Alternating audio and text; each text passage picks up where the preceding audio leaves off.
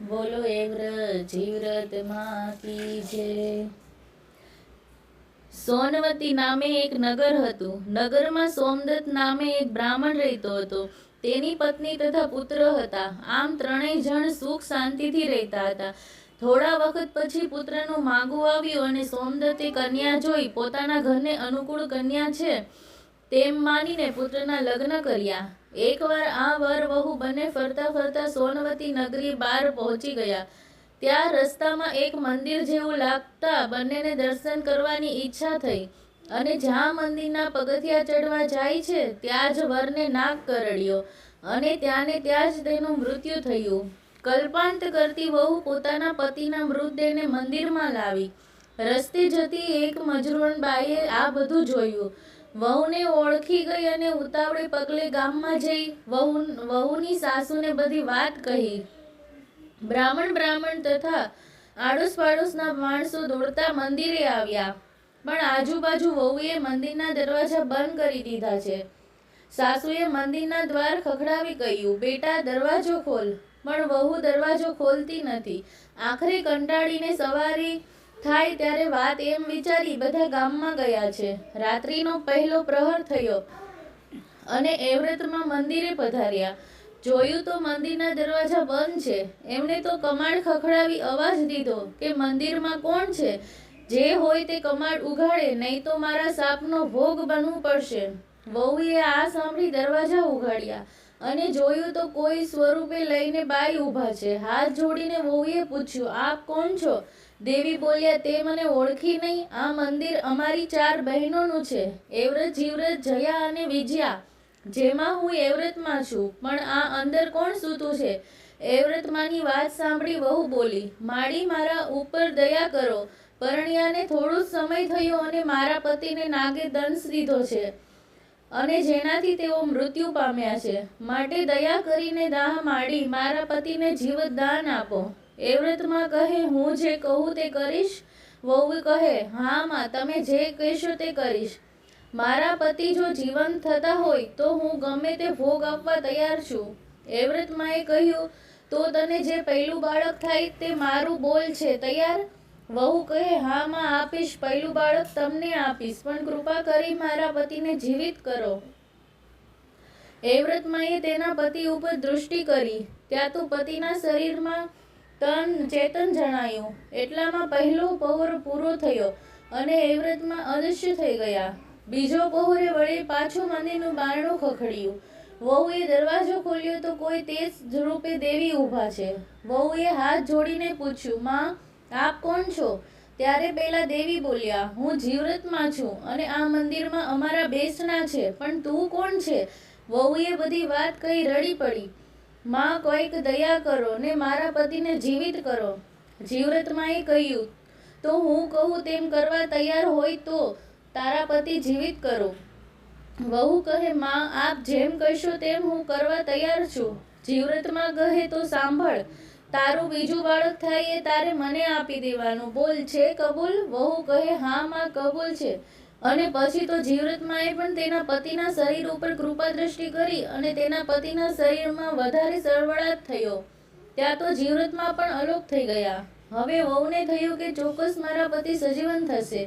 જે આમ તેણીને મનને ધરપત થઈ। ત્યાં જ પાછા મંદિરના બારણા ખખડ્યા। વહુએ દરવાજા ખોલ્યા તો જયામાં ઊભા હતા। પોતાની બધી વાત જયામાએ વહુએ કહી અને કહ્યું, માં, આપ કંઈક દયા કરો।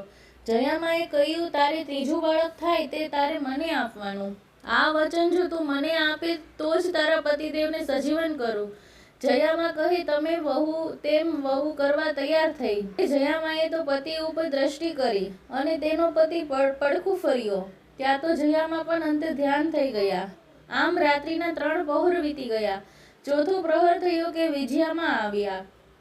વિજયામાને જોઈ વહુ તો કરવા લાગી અને પોતાની કથની કહેતા બોલી, આપ મુજ દુઃખી ઉપર દયા કરીને મારા પતિને જીવતા કરો માં। વિજયામાં બોલ્યા, તું જો મારા કહ્યા પ્રમાણે કરે તો તારા પતિવનને સજીવન કરું। કરીશ માં, તમે જેમ કહેશો તેમ હું કરીશ। જીવ કહેશો તો જીવ આપી દઈશ માં, પણ મારા પતિને સજીવન કરો। વહુ બોલી, દીકરી, તારો જીવ નહીં પણ તારું ચોથું બાળક મને તું આપી દેજે, વિજયામાં બોલ્યા. ચોથું બાળક આપ્યું તમને માં, વહુ બોલી. અને વિજયામાએ તેના પતિનો દેહ ઉપર કૃપા દૃષ્ટિ કરી અને તેણીના પતિએ આળસ માંડી આંખો ઉઘાડી બે પતિ પત્ની માના પગમાં પડ્યા. પછી વહુએ 4 માતાજીને આપેલા વચનની વાત તેના પતિને કરી. અને જ્યાં સવાર પડ્યું કે એક પૂજારીજી મંદિરે પૂજા કરવા આવ્યા. આ બે પતિ પત્નીને માતાજીની પૂજા કરતા જોયા અને તુરંત તે વાત કરી. પૂજારીજી ગામમાં ગયા અને બ્રાહ્મણના માતા પિતાને સૌ પૂજારીની વાત સાંભળી હર્ષ ઘેલા થઈ મંદિર તરફ દોડ્યા. મંદિરે આવીને પોતાના પુત્ર તથા પુત્રવધૂને હેમખેમ જોઈ બધાને આનંદ થયો. સૌ ઘેર આવ્યા.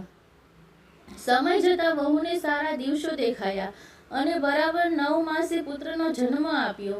બીજે જ દિવસે રાત્રે એ વ્રતમાં આવ્યા અને વહુને કહ્યું, દીકરી જાગે છે કે ઊંઘે છે? જાગું છું માં, વહુ બોલી. આપેલું વચન યાદ છે ને? માં બોલ્યા. હા માં, આપેલું વચન કેમ ભૂલાય?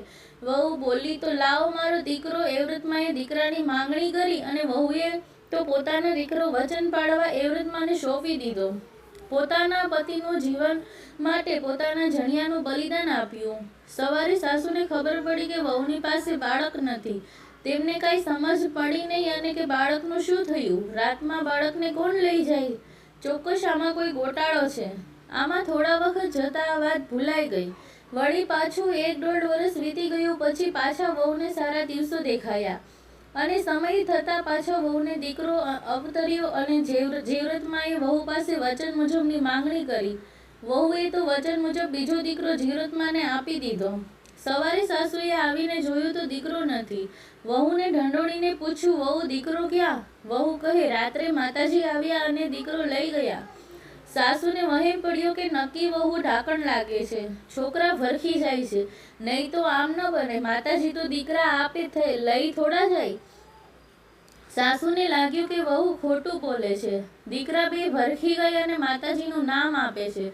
હવેની વાર બરાબર ધ્યાન રાખવાનું મનમાં નક્કી કર્યું. સમય જતાં વાર નથી લાગતી. વહુને ત્રીજી સુવાવડમાં પણ દીકરો જ અવતર્યો. સાસુ વહુના ખાટલે બેઠી જાગે છે ત્યાં તો જયામાં આવ્યા અને ઘરમાં આવી ચારે બાજુ નજર ફેરવી. નિંદ્રા દેવીને પ્રેરણા કરીને આખા ઘરના બધા સૂઈ ગયા. ખાટલે બેઠેલી સાસુ પણ ઝોકા ખાવા લાગી. પછી જયામાએ વહુને આપેલા વચનની યાદ દેવડાવી. વહુએ તો ત્રીજો દીકરો પણ આપી દીધો. સવારે સાસુ જાગીને જોઈએ છે તો દીકરો ગુમ. સાસુએ તો રારોળ કરી મૂકી. પણ હવે થાય શું? આખા ગામમાં વહુ ડાકણ છે ને 3 દીકરા ભરખી ગઈ તેવી વાતો થવા લાગી. આ વાત ફેલાતી રાજાના કાને પહોંચી. રાજાને નવાઈ લાગી કે કમાલ છે, માં દીકરા ખાય નહીં અને ડાકણ કદી થાય નહીં. નક્કી કઈ ભેદ છે. તેમને સાસુને કહેવડાવ્યું કે હવે અમને બોલાવજો. સમય જતાં વહુને ચોથી પ્રસૂતિ આવી. આ વખતે રાજા પોતે પહેરો ભરે છે, કારણ કે તેને જાણવું છે કે વાતમાં શું ભેદ છે. ત્યાં તો અડધી સત્ય વીતી છે અને વિજયામાં ચોથા દીકરાને લેવા આવ્યા. પોતાની શક્તિથી બધાને નિંદ્રામાં નાખી બોલ્યા, વહુ બેટા જાગે છે ને? હા માં, વહુ બોલી. આપનું વચન યાદ રાખ્યું છે કે ભૂલી ગઈ? વિજયામાં બોલ્યા. નાના માડી, બરાબર યાદ છે, વહુ બોલી. તો લાવો મારો દીકરો, વિજયામાં બોલ્યા. વહુએ વચન મુજબ ચોથો દીકરો વિજયામાને આપી દીધો. સવારે બધાએ જોયું તો દીકરો ન મળે. સાસુ તો વહુને જેમ તેમ બોલવા લાગી. પણ રાજાને કંઈક રહસ્ય લાગ્યું. નક્કી કંઈક ભેદ છે.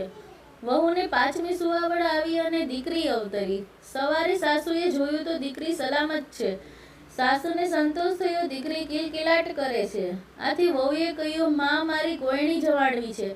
સાસુ કાંઈ જવાબ આપ્યો નહીં. તેથી વધુ તો બીજી દિવસે સવારે વહેલા ઉઠીને નાઈ ધોઈને ફૂલ પૂજાપું લઈને એવરે જીવ્રતમાના મંદિરે આવી અને માતાજીને કહ્યું, માં મારે વ્રતનું ઉજવણું કરવાનું છે, માટે તમે ચારેય માતાજીઓ મારે ત્યાં ગોયણી થઈને આવો. આમ એ વ્રતમાં જીવ્રતમાં અને વિજયામાં વહુને ત્યાં ગોયણીઓ થઈને જમવા આવ્યા. વહુએ તો ભક્તિભાવથી જમવાનું પીસીને જમાડવા માંડ્યા. ત્યાં તો ઘોડિયામાં સૂતેલી બાળકી રડવા લાગી.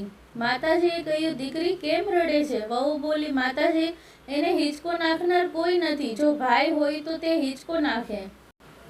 ત્યાં તો ચારે માતાજી બોલ્યા, ભાઈ કેમ નથી? એને તો 4 ભાઈઓ છે. લે આ તારા 4 દીકરા. આમ ચારેય માતાજીએ વહુને તેના 4 દીકરા પાછા આપ્યા અને આશીર્વાદ આપી અંતર ધ્યાન થયા. પછી તો ગામમાં બધાને સાચી વાતની ખબર પડી. સાસુને પણ સાચી વાતનો ખ્યાલ આવ્યો અને જ્યાં સર્વને સાચી વાતની ખબર પડી તો સૌને આનંદ થયો અને સૌ સુખેથી રહેવા લાગ્યા. હે એવ્રત જીવ્રતમાં, હે જયામાં, હે વિદ્યામાં, આપ જેવા વહુને ફળ્યા તેવા આ વ્રત કરનારને, કથા સાંભળનારને, કહેનારને સર્વને ફળજો. જય એવ્રત જીવ્રતમાં.